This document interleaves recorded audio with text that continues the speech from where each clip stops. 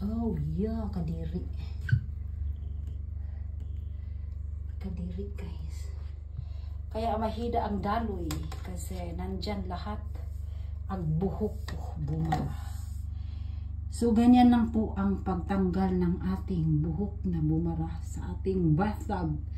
Gumamit lang tayo ng ganito. Tignan nyo lang ang aking description below kung ano ang tap. So, ito yung sanhi kung bakit tuwing naliligo ako, hindi dumadaloy ang tubig ng mabuti. Nai-stuck.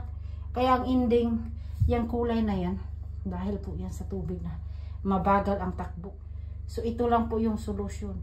Guys, marami pa yan. Tapusin natin, okay? So, tanggalin ko muna to, okay? Bago natin ulitin pagdungkal dyan, okay? So, ayan. Guys, ulitin natin ang pagdungkal. So, ganito po siya kahaba. Ito.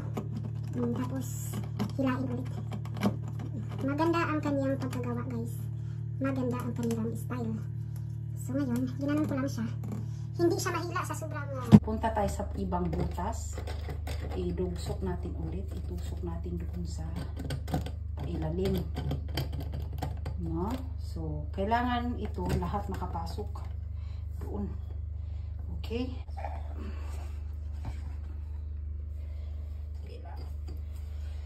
Ayan. Gamitin ang dalawang kamay.